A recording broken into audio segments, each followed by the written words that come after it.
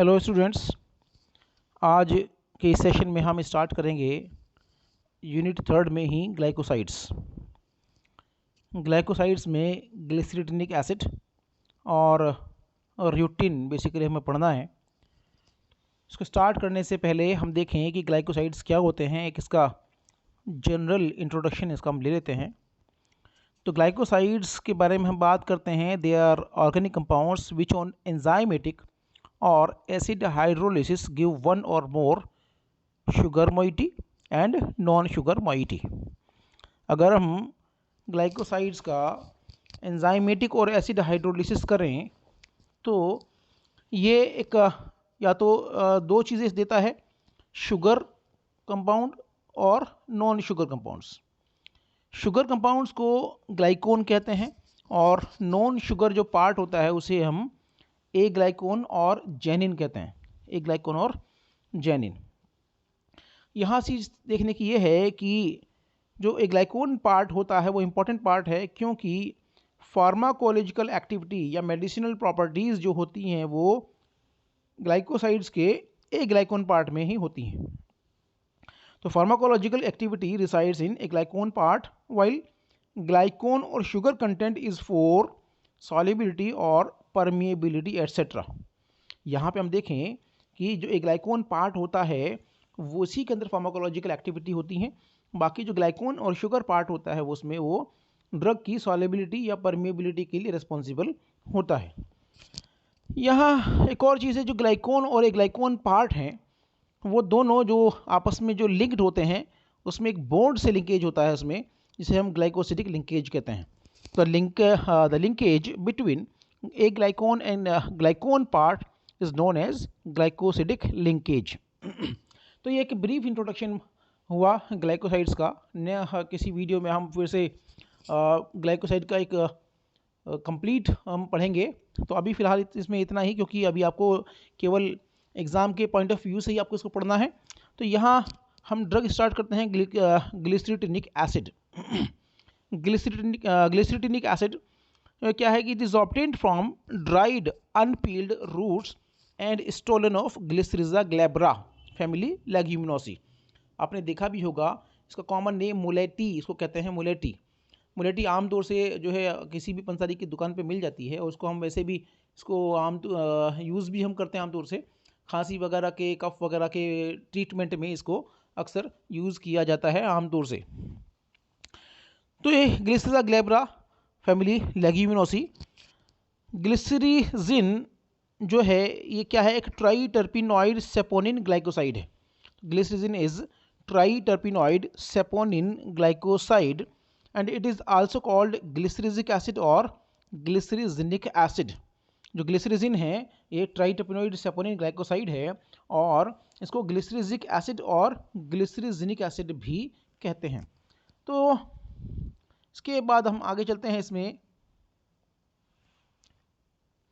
मैंने आपको बताया कि यहाँ आपको कोई भी जब ड्रग का आपको एग्ज़ाम में क्वेश्चन अटैम्प्ट करना है तो यहाँ इसको आप पहले इसका जनरल इंट्रोडक्शन, सोर्स और फैमिली और इसका स्ट्रक्चर और देना है आपको।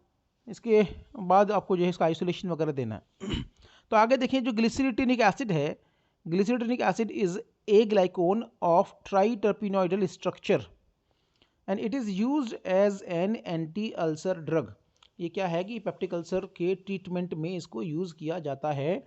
ये क्या है, एक एंटी अल्सर ड्रग है। तो एक स्टेरॉइड है, ट्राइटर्पिनॉइड लैक्टोन है। तो यहाँ हम देखें इसका स्ट्रक्चर जो है, आप ये ग्लिसरीटिन का स्ट्रक्चर है, ग्लिसरीटिनिक एसिड। देन इसका आइसोलेशन हम देखें। आइसोलेशन में देखें भी ग्लिसरीजा रूट पाउडर हमने लिया और it is extracted with chloroform. Chloroform के साथ इसको एक्सट्रैक्ट करते हैं। देन इसको फ़िल्टर करते हैं। फ़िल्टर करने के बाद में एक मार्क मिलेगा हमें और जो है फिल्ट्रेट मिलेगा। फिल्ट्रेट को हम डिस्कार्ड कर देंगे। तो मार्क को हम 0.5 m सल्फ्यूरिक एसिड के साथ ट्रीट करते हैं और उसको 1 घंटे तक फिर से एक्सट्रैक्ट करते हैं।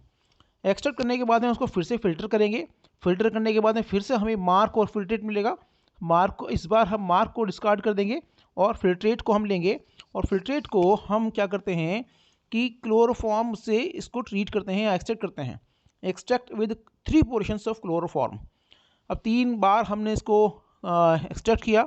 एक्सट्रैक्ट करने के बाद में जो क्लोरोफॉर्म लेयर्स हम सेपरेट कर लेते हैं और उनको तीनों लेयर्स को हम बाद में उसको कंबाइन कर लेते हैं, मिला लेते हैं। तो x chloroform layers separated and combined. Then again इसको जो है हम क्या करेंगे, इसको डिस्टिल करेंगे। डिस्टिल इसलिए करते हैं डिस्टिलेशन, जिससे कि क्लोरोफॉर्म को रिकवर किया जा सके। भाई इसके 2 तरीके ये हैं, या तो आप इसको इवेपोरेट कर दीजिए वाटर बाथ पे रख के, इससे क्लोरोफॉर्म सारा इसमें इवेपोरेट रिमूव हो जाएगा, निकल जाएगा, उड़ जाएगा उसमें से, और या इसको आप डिस्टिलेशन के या डिस्टिलेशन असेंबली के हेल्प से इसको रिकवर कर लें, क्योंकि क्लोरोफॉर्म या जो ऑर्गेनिक सॉल्वेंट्स होते हैं कॉस्टली होते हैं और काफ़ी महंगे आते हैं। तो इनको वेस्ट ना करके हम इनको जो है डिस्टिलेशन असेंबली की सहायता से, उसकी हेल्प से हम इसको रिकवर कर लेते हैं, जिससे कि उनको फर्दर भी आगे इनको किसी ड्रग के एक्सट्रैक्शन में यूज़ किया जा सके। तो यहाँ हम क्या करेंगे कि जो क्लोरोफॉर्म लेयर्स हमें मिला उसको सेपरेट किया, देन कंबाइंड किया, और उसको क्लोरोफॉर्म को रिकवर करने के लिए हम इसका डिस्टिलेशन करते हैं, और हमें एक ड्राइड रेजिड्यू मिलता है। ड्राइड रेजिड्यू मिलता है जो कि ग्लिसरीटिनिक एसिड होता है। इसे हम कहते हैं ग्लिसरीटिनिक एसिड। तो ये इसका जो है आइसोलेशन हुआ इसका ग्लिसरीटिनिक एसिड का। यहाँ हमें क्रूड ग्लिसरीटिनिक एसिड मिल जाता है। देन हम आगे चलते हैं इसमें आइडेंटिफिकेशन में जो एक लीबरमैन बर्कार्ड टेस्ट, एक स्पेसिफिक टेस्ट है, इसको हम यूज़ करते हैं लीबरमैन बर्कार्ड टेस्ट, जो कि ट्राइटरपिनॉइड और स्टेरॉइड के लिए होता है बेसिकली। तो यहाँ पे हम करते हैं कि एक्सट्रैक्ट लेते हैं 3 ml और उसमें क्लोरोफॉर्म ऐड करते हैं 2 ml, देन उसमें acetic anhydride 1 ml and concentrated sulphuric acid 1 drop डाल करके हम जब इसको देखते हैं, ऑब्जर्व करते हैं, तो blue green to red orange colour आता है। इसका जो इंडिकेशन है ये triterpenoid and steroid is present. ये इसका आइडेंटिफिकेशन हुआ। देन एनालिसिस में हम देखें पहले भाई थिन लेयर क्रोमेटोग्राफी, TLC के बारे में बार बार आप आएगा, आप इसको एक बार पढ़ भी लें, अच्छी तरीके से देख लें। अपने कॉलेज में आपने किया ही होगा कैसे करते हैं। मैंने बार बार आपको बताया है कि जो क्रोमेटोग्राफी है वो सेपरेशन टेक्निक है, और इसी से हम जो है डिफरेंट कंपोनेंट्स को हम सेपरेट आउट करते हैं। देन थिन लेयर क्रोमेटोग्राफी में स्टेशनरी फेज़ जो इसमें होता है सिलिका जेल G, और मोबाइल फेज़ जो लेते हैं इसमें ethyl acetate, formic acid, glacial acetic acid 15:1:2 के रेशियो में, और butanol, glacial acetic acid and water 7:1:2 के रेशियो में ये लेते हैं।